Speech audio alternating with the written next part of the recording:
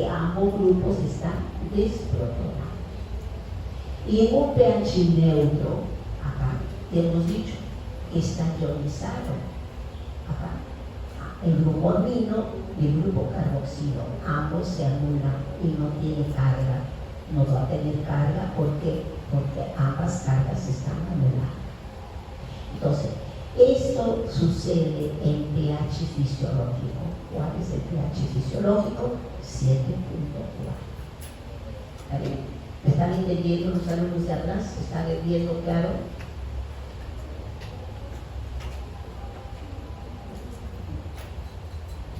Por favor respondan, porque si no tenemos que movilizarnos para que se acerque. La cuestión es de que todos puedan mirar y podamos entender. ¿Sí? Sí. Si no me responden, quiere decir que están mirando bien.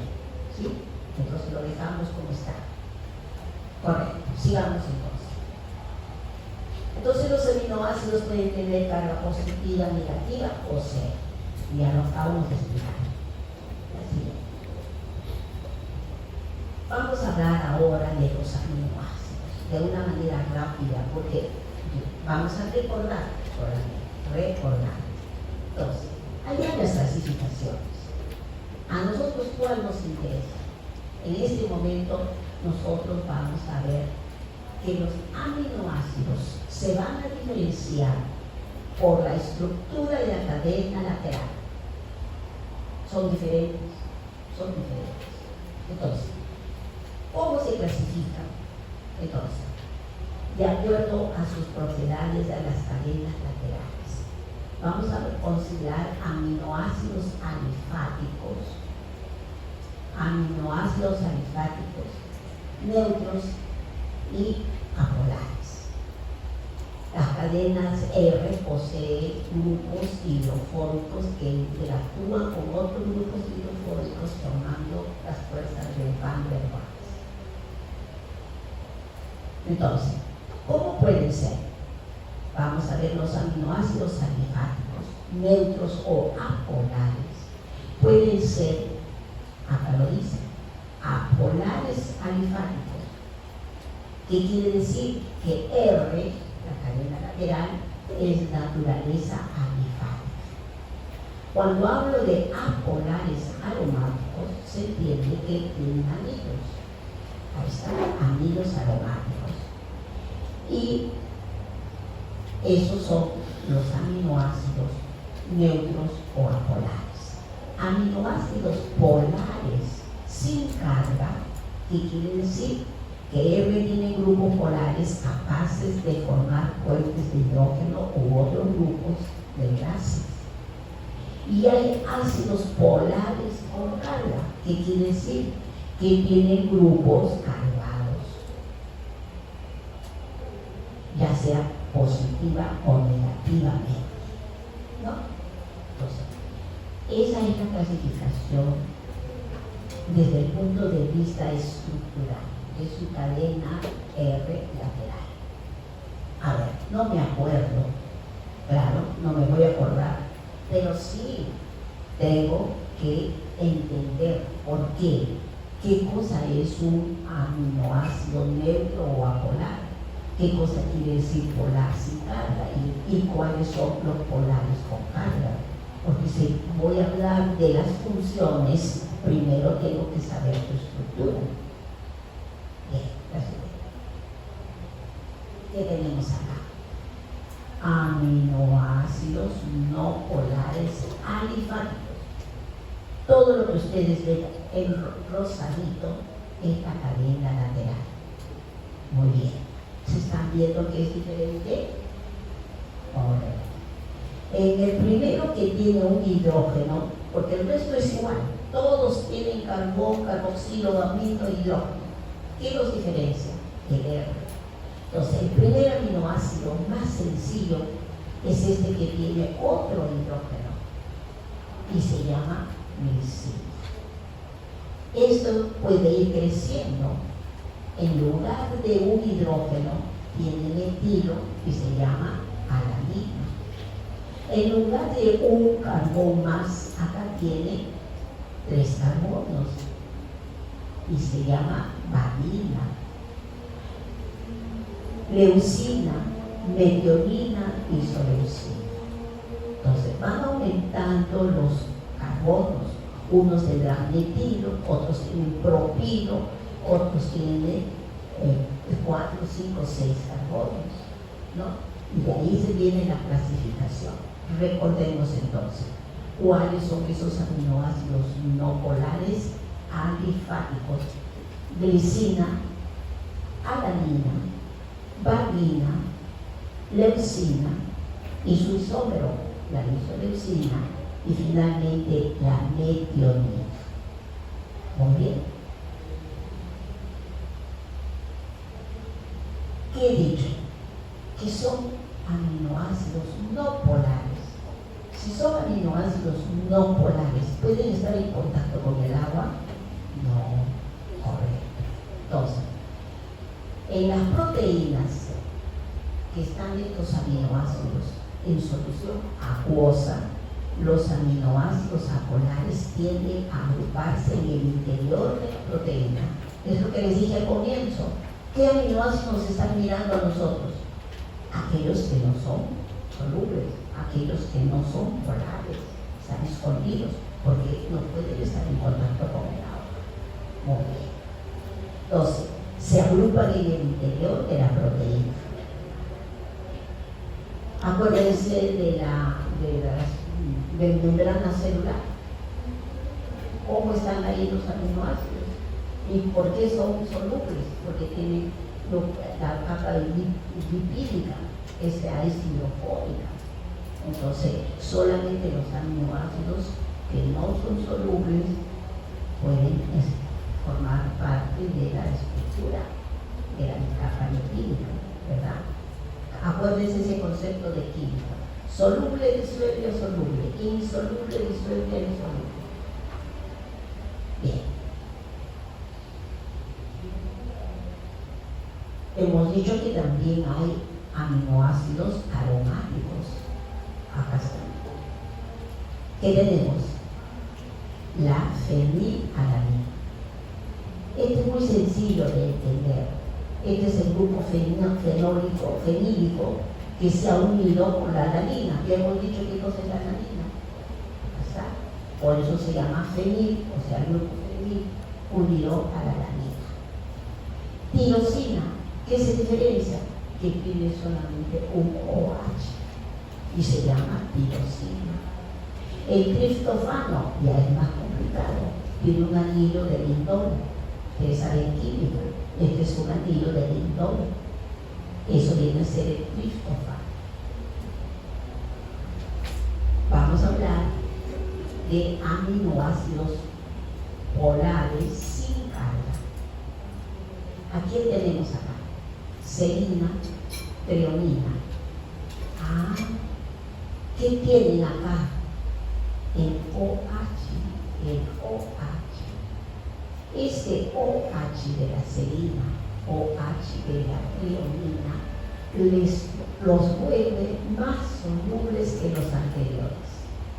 Los vuelve más solubles que los anteriores. Una propiedad. En el caso de la cisteína, ¿qué tiene? El SH. El SH función muy reactiva en el organismo.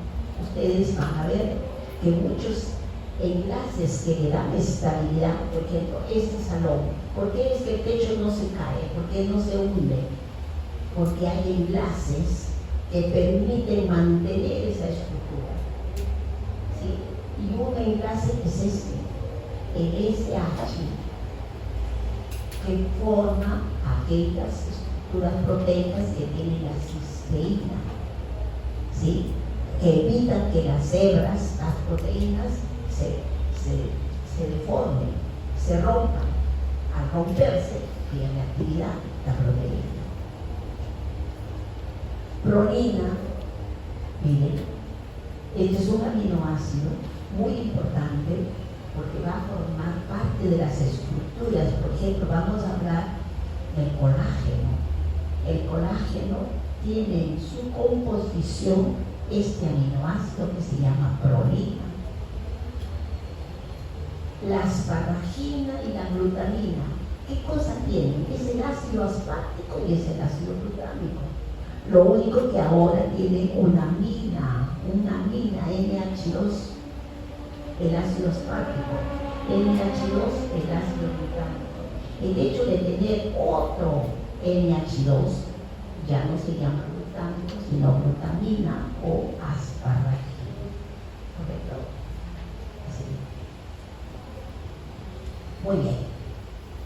Vamos a hablar entonces, hemos dicho, estos tienen carga cero a pH fisiológico. La serina, la treonina y la tirosina tienen grupos OH que pueden formar fuertes de hidrógeno y por lo tanto ser más solubles. Asparagina y glutamina tienen grupos carbonilo y amidas formando puentes de hidrógeno. La cisteína contiene grupos SH, importante componente en el ciclo activo de muchas enzimas, ¿no? Entonces, estos compuestos son más solubles, ¿no? Y pueden estar ubicados en la superficie de esta proteína. Listo. Aquí hay un ejemplo. Miren, dos cisteínas, ahí está el SH y el SH. Dos cisteínas forman un enlace disulfuro. Ahí está. Este enlace disulfuro da estabilidad, hace que no se rompa la hebra o la proteína.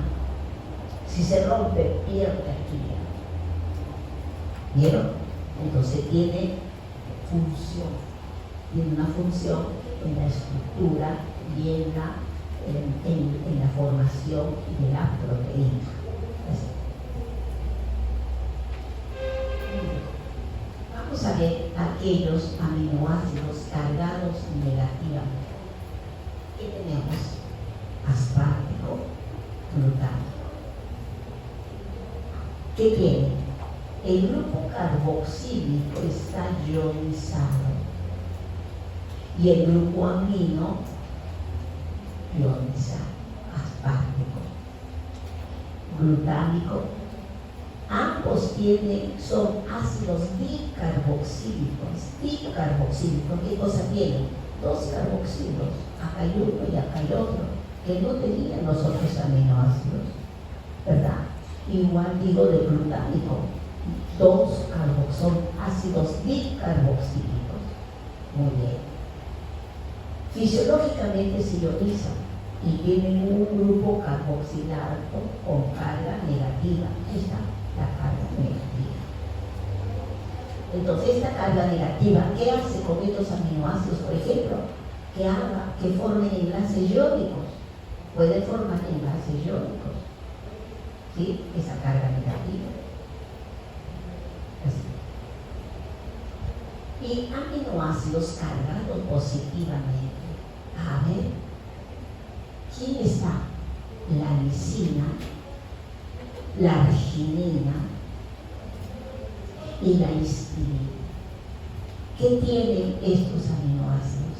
Miren, las cadenas laterales aceptan protones. La lisina, la arginina 7,4 se ionizan y tienen carga positiva. Tienen carga positiva. Carga positiva. Carga positiva. Un aminoácido que tiene una función importantísima también es la histamina. Esta es la histamina. Ahí está. Una base débil y carece de carga a pH fisiológico. Puede pasar a carga o neutralizarlo de acuerdo al pH del medio. Conforme vamos avanzando, vamos a hablar de la histamina y tiene un rol fundamental en la amortiguación de estos protones. ¿Sí? Recuerden entonces qué cosa es la histamina.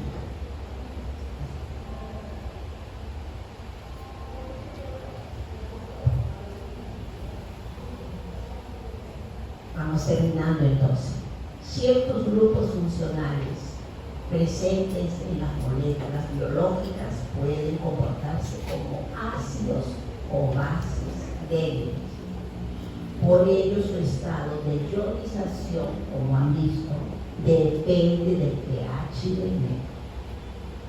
Las enzimas, por ejemplo, van a dejar de tener actividad. La próxima clase empezamos con enzimas. Van a dejar de tener actividad las enzimas si es que se modifica esta carga. Entonces, las enzimas presentan este tipo de grupos ionizables en su centro activo. Por tanto, es importante tener en cuenta, ¿no es cierto?, las pequeñas situaciones de cambio del pH celular. Terminamos diciendo, en un medio intracelular como el extracelular, una regulación del pH para que las moléculas operen en forma normal. ¿Quiénes están jugando un rol? Los tampones o amortiguadores o buffer, así se llaman. Entonces, ¿qué hacen estas sustancias? Evitan estos cambios de pH. ¿A cuándo? Cuando se agrega pequeñas cantidades de ácidos o de gases. Eso se llama homeostasis. Evitar que se produzcan esos cambios y alteren el medio interno o externo. Por lo tanto, si lo altera, falta actividad. Ya no hay actividad. Recién. Hablemos entonces de amortiguador. Hablemos entonces de amortiguador.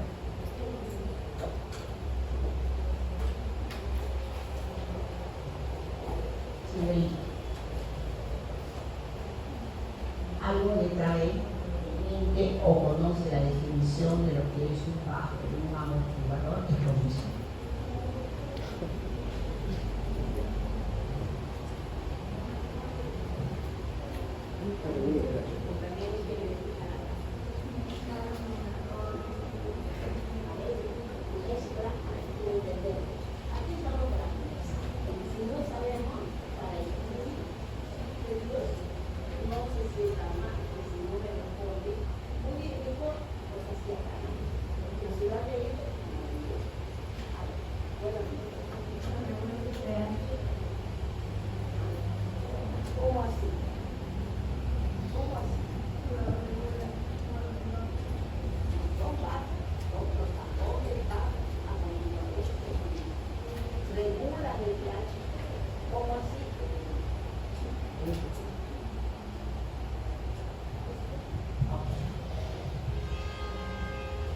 Primer punto, tengo que saber qué es un buffer para poder entender cómo funciona, ¿verdad?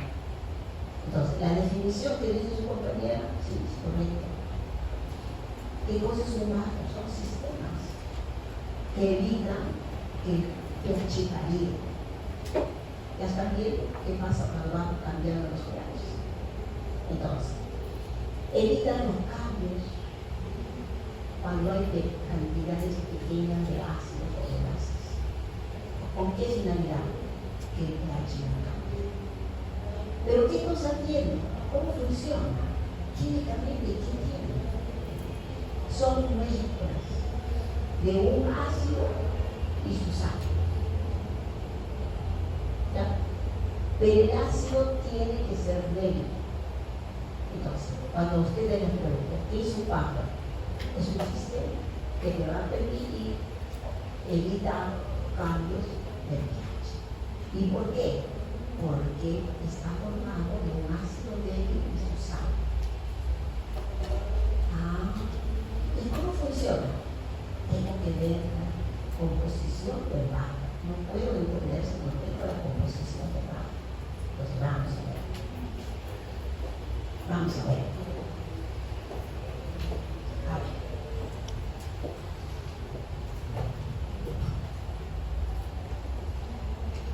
Es un amortiguador. ¿Qué cosa es amortiguador? Resistencia al cambio de pH. Muy bien. ¿Cómo está formado? De un ácido débil y su sal. ¿Vale? ¿Qué dice que hace este amortiguador? Evita cambios de pH cuando se agrega pequeñas cantidades de un ácido o de una base. A ver, esta mezcla, yo le estoy echando un ácido, le estoy poniendo protones, es un ácido. Si yo le adiciono un ácido, ¿cómo funciona este buffer? Miren, estos protones que me están alterando el pH los tengo que eliminar. ¿Y cómo se elimina? Porque se van a reaccionar ¿con quién? Con la sal. ¿Está?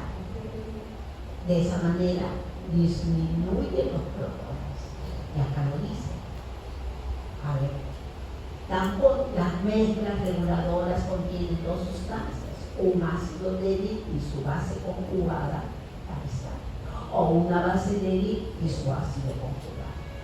Bien, las dos especies, ácido y base conjugado, evitan grandes cambios de pH, absorbiendo parcialmente las adiciones de hidrógeno o de oxidilo al sistema. ¿Qué les pongo el ejemplo? ¿Qué pasa si agregamos protones, un ácido? Si se añade protones, reacciona con la base conjugada, eliminando los protones del medio. Acá está. Entonces, hemos eliminado los protones porque esos protones han reaccionado con la sal. Lo contrario, si agregamos OH a este buffer, si se añade OH, ¿con quién reacciona? Reacciona con el ácido y va a formar agua, como ustedes ven acá, agua y su base conjugada. Este es un buffer. Son sistemas, vuelvo a repetir, formados de un ácido débil y su sal, que van a impedir que cuando hablemos en el organismo protones o agreguemos OH, el pH cambie. ¿Sí? Ya les he dicho, el hecho de metabolizar los alimentos, voy a producir protones, voy a producir ácidos o bases. ¿Cómo van a alterar el metabolismo? No podemos alterarlo. Ahí que funciona los amortiguadores. ¿Sí? Muy bien. Las proteínas y los aminoácidos están jugando rol, ¿claro? ¿Por qué? Porque les he dicho que o aceptan o donan protones, o se están comportando como ácidos o se están comportando como bases, ¿verdad? ¿Eso qué cosa quiere decir? Que están aceptando los protones para evitar que cambie el pH, o están donando para regular el pH. ¿Ya? Bien.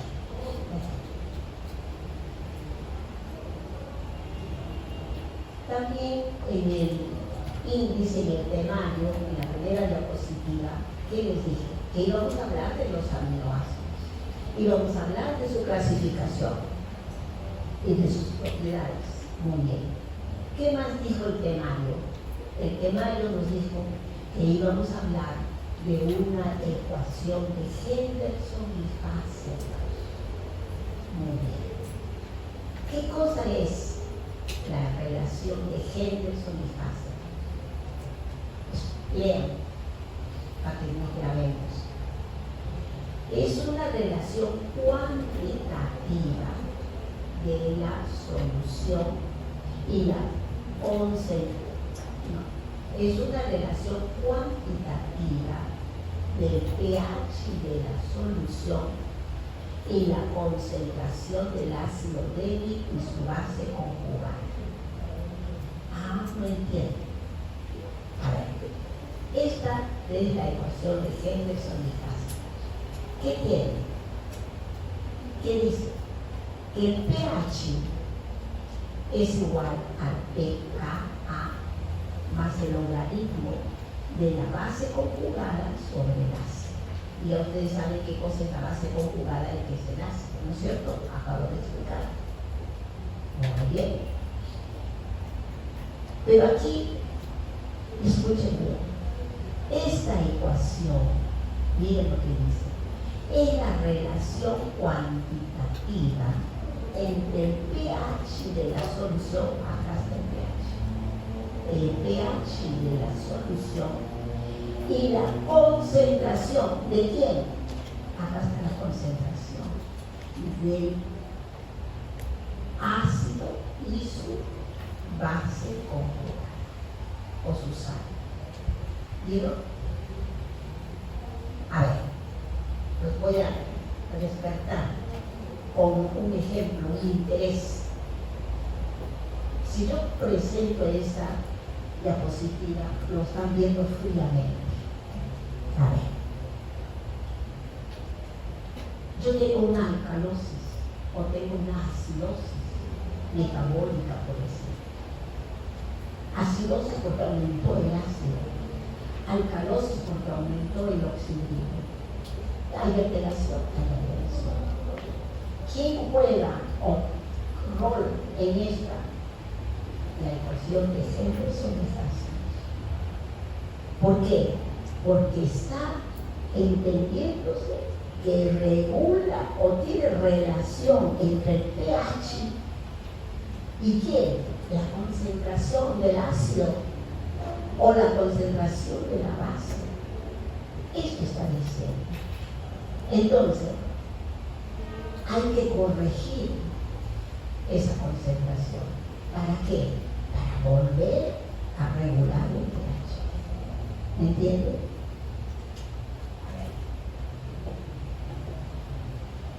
Esta ecuación, ¿qué le está diciendo? Que hay una relación entre el pH y esta concentración de la sal o la base conjugada y el ácido. Yo tengo una acidosis. ¿Qué quiere decir? Que aumentó el ácido, pues. Aumentó el ácido. Entonces, si aumentó el ácido, va a cambiar el pH. ¿Me dejé entender? Entonces, esta es la importancia de esta ecuación. Nosotros, ¿qué tenemos que hacer? Cuando viene un pacientito con una acidosis metabólica, esta relación se ha alterado. ¿Por qué? Porque ha aumentado el ácido. Al aumentar el ácido, ha aumentado el pH. Entonces, esa es la aplicación del entendimiento de esta ecuación. Pero ustedes ven acá, hay otra constante que se llama el pH. pH, todos sabemos que es pH. ¿Sé qué cosa es el pH? No sé qué es el pH.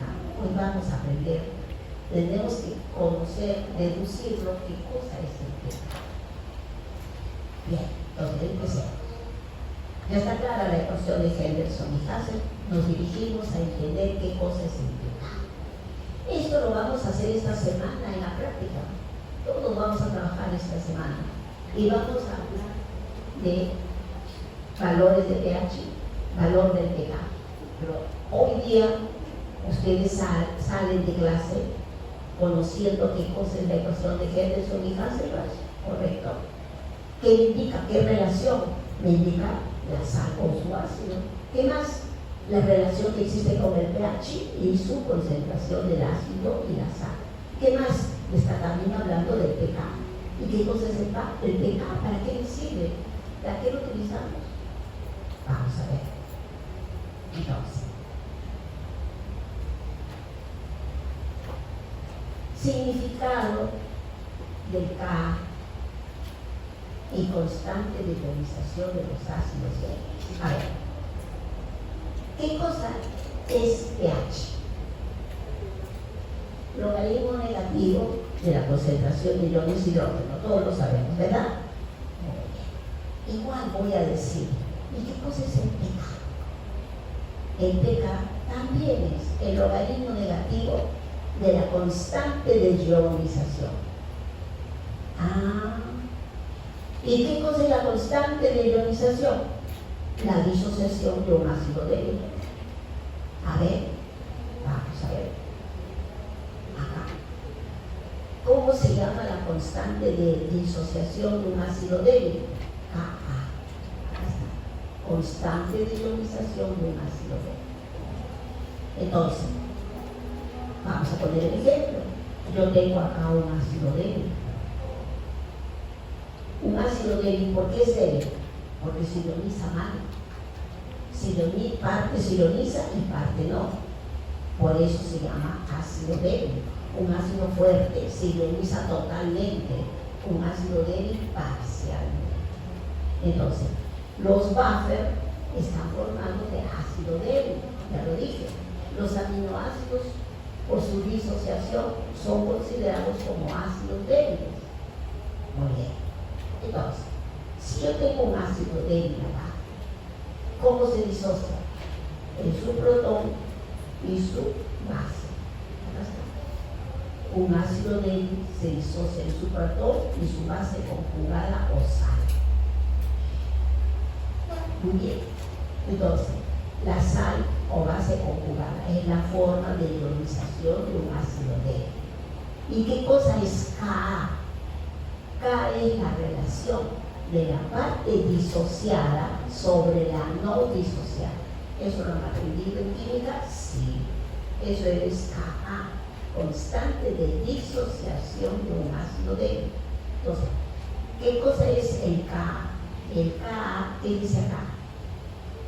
Es igual a la concentración de los iones disociados, y aquí está, sobre la concentración de los no disociados.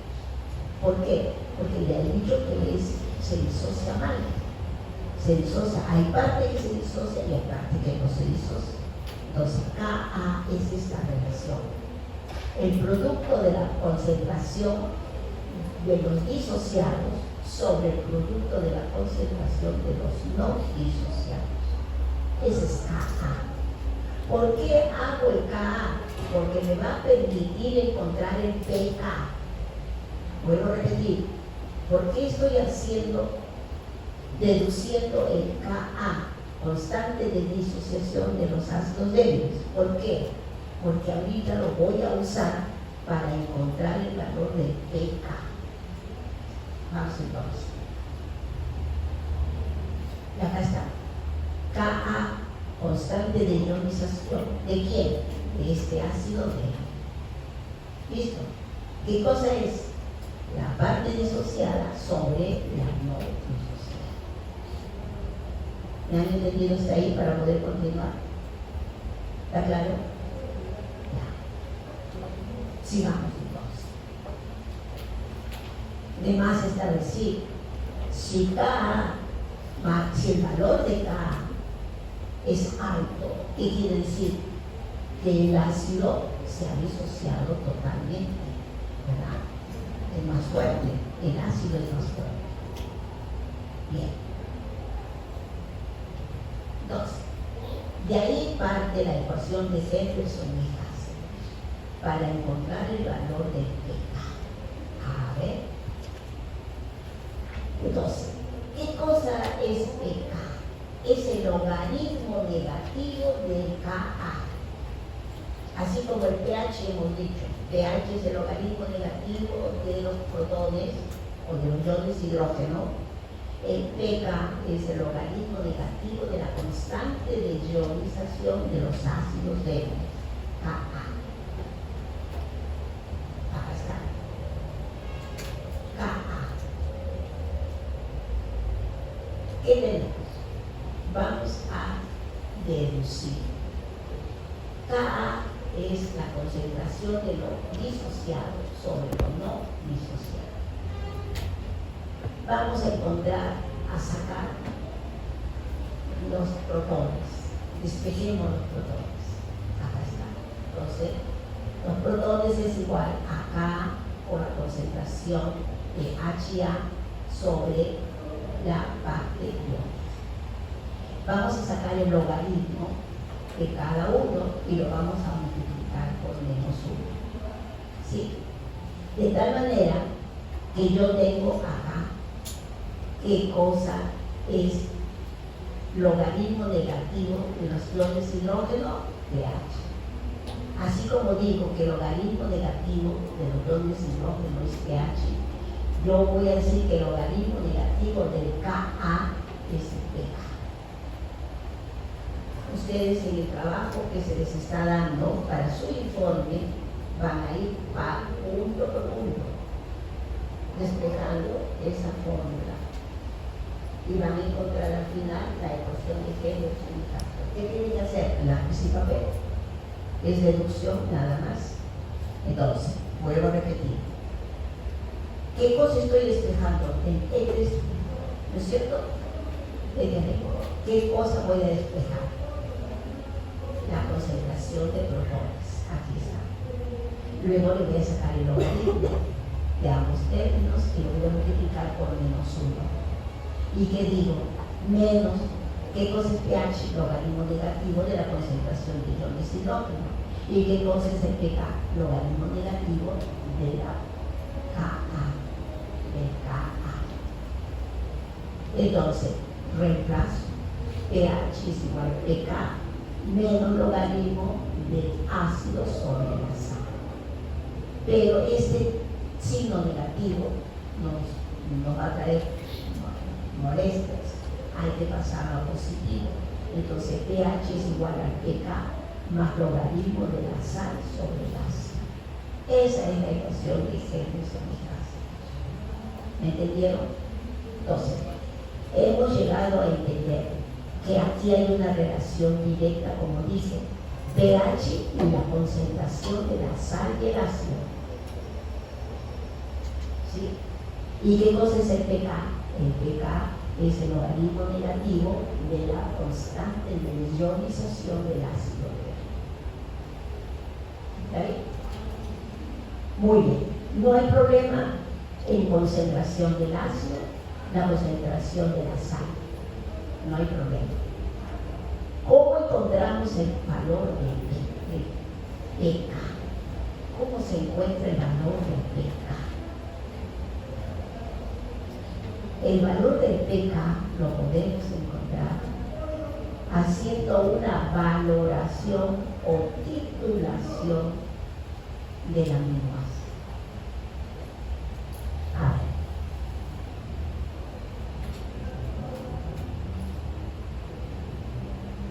Bueno, esto es bueno que me había olvidado de decirlo, pero esto es bueno que lo tengan presente para poder entender bien esta regulación. Miren, ¿qué hemos dicho que es pH? Logaritmo negativo de la concentración de iones. ¿Qué cosa es pK? Logaritmo negativo de Ka. ¿Sí? Pero esta relación es inversa. Miren, valor inversamente proporcional a la fuerza del ácido. ¿Qué cosa quiere decir un pK pequeño? Ácido fuerte. Y si yo tengo un pH grande, ácido leve. ¿Por qué? Porque en muchas lecturas ustedes van a encontrar esta sustancia tiene el efecto amortiguador porque tiene un pH alto. ¿Qué cosa quiere decir pH alto? Acá lo estoy diciendo. pH pequeño quiere decir que el ácido es fuerte. pH grande, el ácido es débil. Porque es una inversa, una proporción inversa. Entonces, según esta ecuación, cuando el valor del pH de la solución es igual a pK, entonces la concentración de las dos especies que definen el sistema serán iguales. Ah, no entiendo. Miren, fíjense, ¿qué es esto?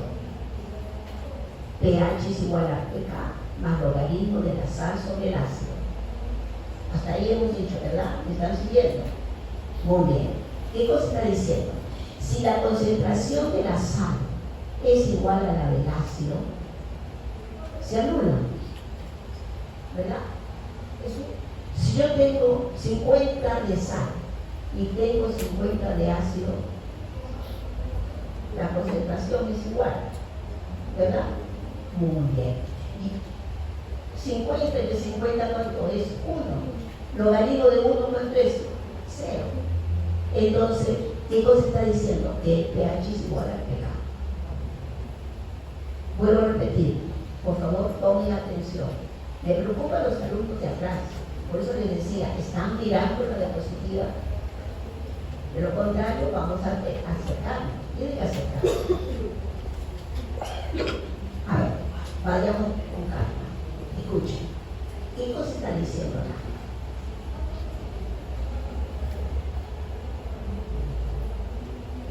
Que la ecuación de Henderson y Haselhoff, que dice que el pH es igual al pH más el logaritmo de la concentración de la sal sobre el ácido.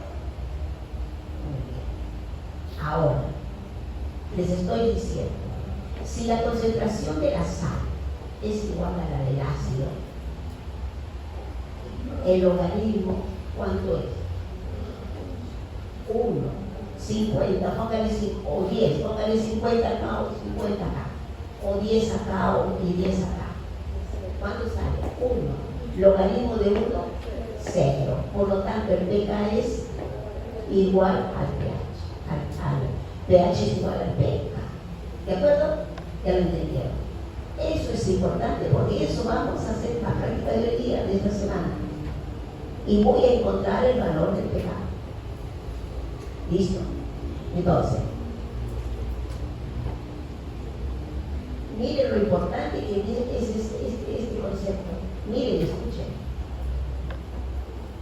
Por tanto, en la célula, aquellas sustancias que tienen un pH próximo al pH fisiológico serán buenos tampones. ¿Por qué? Porque el valor del pH es donde esta sustancia tiene el mejor efecto amortiguador. ¿Les dejo entender? A ver, escucha. El pH es donde este sistema tiene el mejor efecto amortiguador. ¿Sí? Ahorita lo vamos a explicar a través de una curva. Correcto. Pero aquí ya les estoy adelantando a una relación. El pH es igual al pH cuando la concentración del ácido y su sal son iguales. Entonces, si el pH es igual al pH, ¿qué quiere decir? Si el pH es igual al suelo sanguíneo y el suelo sanguíneo es 7.4, ¿qué quiere decir? Que es una buena sustancia, es un buen pH, ¿no es cierto? Porque está aceptando el pH fisiológico. Es lo mejor, lo máximo para lograr. Eso quiere decir. Ya, cápelo así. Repetirlo N veces, si es necesario, lo repetimos, pero hay que entenderlo y captarlo. Una vez más, cuando el valor del pH de la solución es igual al pK, entonces la concentración de las dos especies, o sea, el ácido y su sal, son iguales. Entonces, ¿esto tiene su aplicación? Sí. Por tanto, en la célula, aquellas sustancias que tienen un pH próximo al pH fisiológico serán buenos tampones. ¿Por qué? Porque el pH es donde tiene el sistema el mejor efecto amortiguador. No entiendo, me dice un alumno por ahí. ¿Qué necesitamos entonces? ¿Qué necesitamos? Vamos a encontrar el valor del pH para poderlo entender. ¿Y cómo se encuentra ese valor del pH? Haciendo lo que se llama una valoración o titulación. ¿Sí? Empecemos entonces. Titulación de aminoácidos. El pH de los ácidos débiles se puede calcular realizando una curva de titulación. ¿Vieron? Y se puede ver el significado de este valor si se observan las variaciones en la concentración de las diferentes formas moleculares a distintos valores de pH. Aquí no hay tanta palabrería, no entiendo. A ver, ¿qué he dicho? ¿Qué he dicho? Que los aminoácidos van a variar su estructura, su ionización, de acuerdo a cómo varíe el pH del expresor. Muy bien. Entonces, es lo que vamos ahorita a hablar. ¿Cómo varía la ionización del aminoácido si yo voy cambiando el pH? ¿Ya? Empecemos.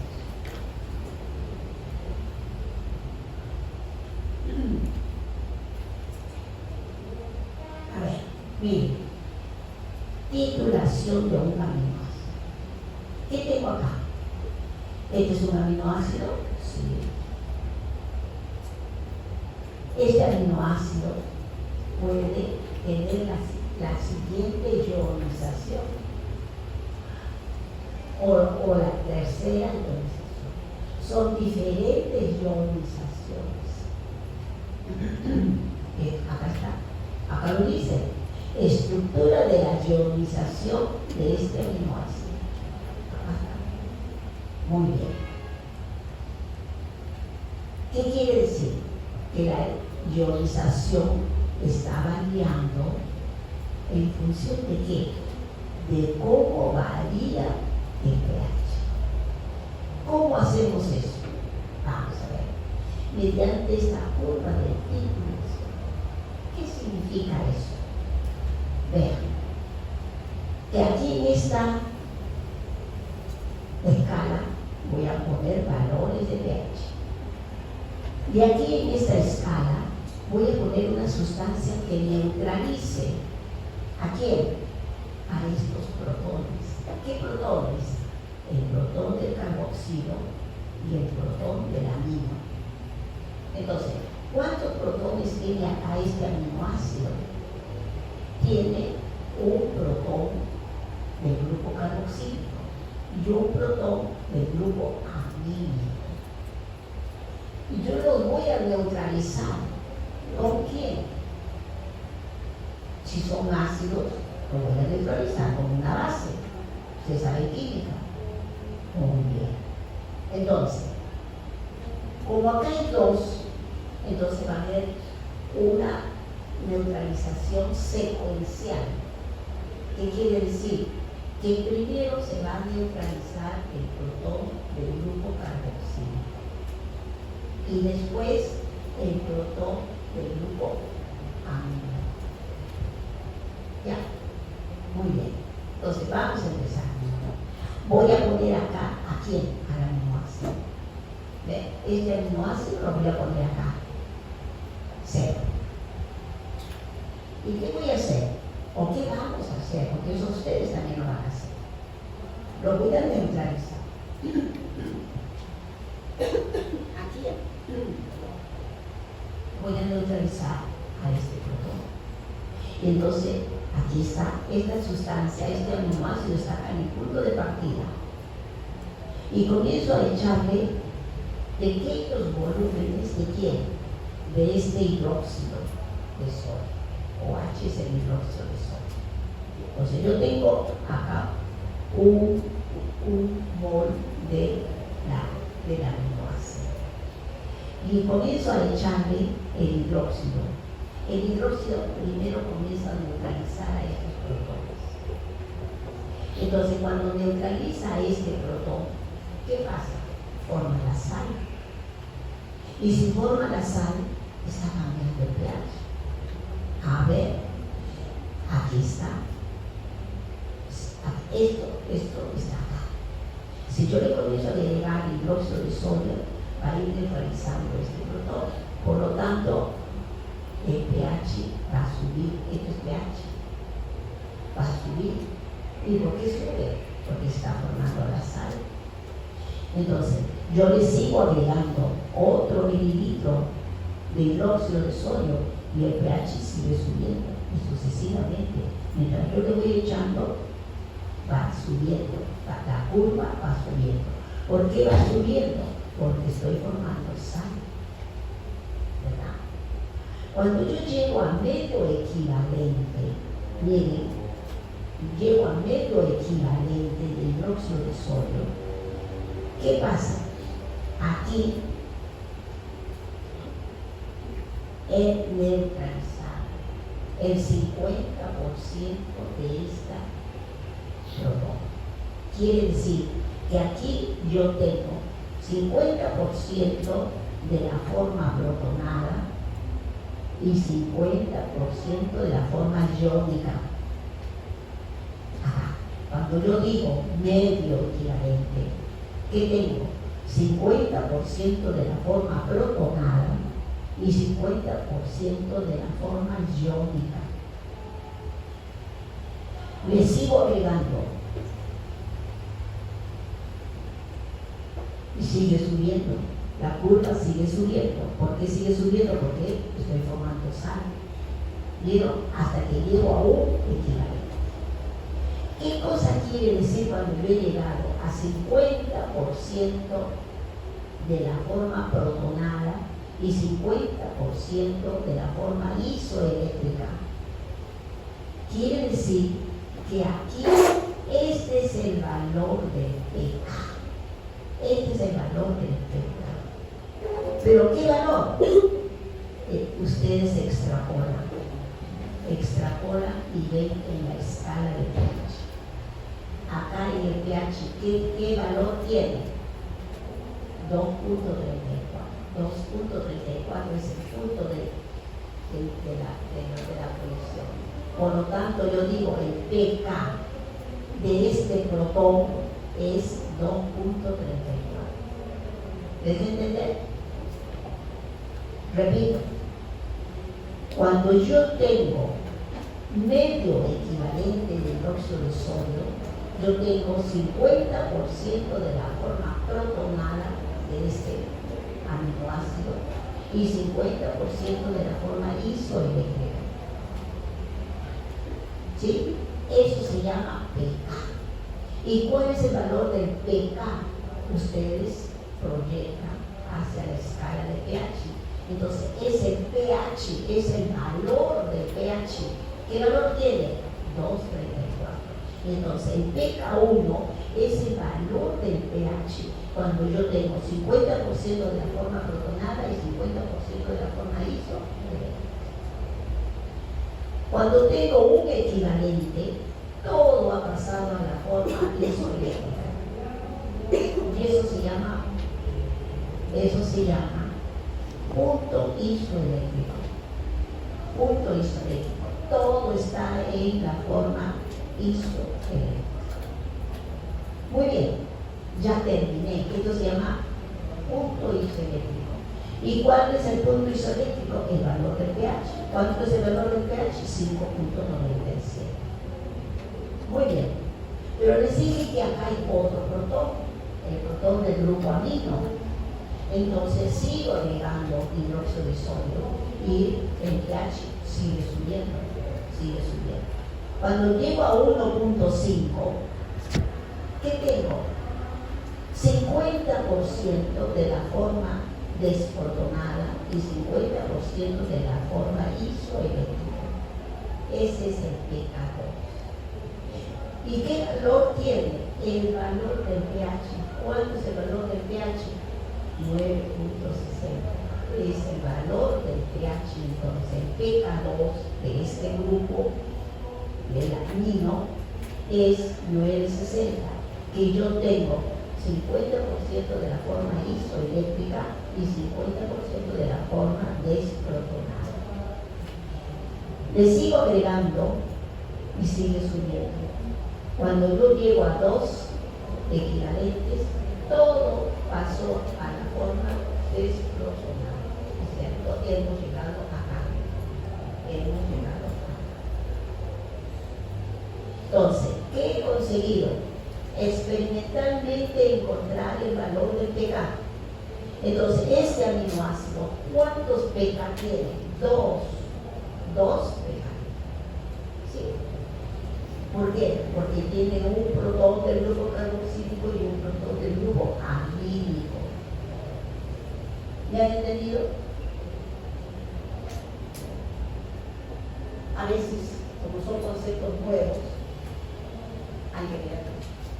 Repetirlos 5 veces, no lo entendí, 10 veces se tiene que leerlo hasta que se grabe, hasta que lo asimile, lo entendí. Lápiz y papel. ¿Sí? No queda otro. No queda otro. Bien, vamos a seguir. Ahora los años. Entonces, resumiendo, en la curva de titulación que le permite encontrar el valor del pK. ¿Y qué cosa es el valor del pK? Es el punto donde mejor amortigua el vapor. ¿Entendieron?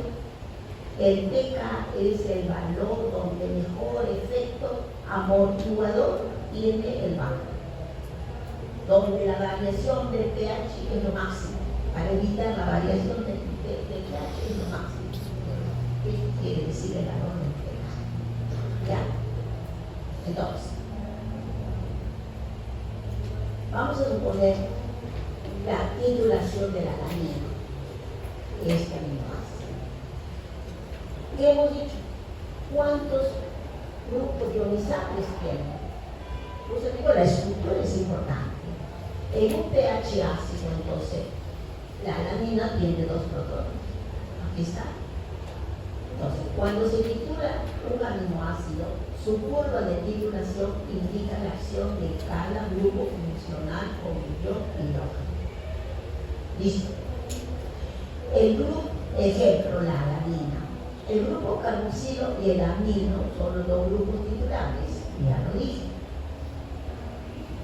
A pH muy bajo, tienen un grupo carboxilo protonado sin carga y un grupo amino con carga y también protonado. Conforme se añade la base, o sea, el hidróxido de sodio, el grupo carboxilo pierde su protón para convertirse en un grupo carboxilato con carga negativa. Y el pH aumenta, ahora la alanina no tiene carga neta. A medida que aumenta el pH con la base, el grupo amino protonado pierde su protón y la alanina tiene carga negativa. ¿Qué hemos hecho? La neutralización de cada protón. ¿De qué protón? Tiene 2 protones, por eso se llama aminoácido diprótico, tiene 2 protones, uno del grupo carboxilo y uno del grupo amino, aminoácido diprótico. Entonces yo voy a titular los 2. Muy bien. Entonces, a medida que aumenta el pH con la base, el grupo amino protonado pierde su protón y la alanina tiene carga negativa. Por lo tanto, la alanina es un aminoácido diprótico. ¿Qué quiere decir? Tiene 2 protones.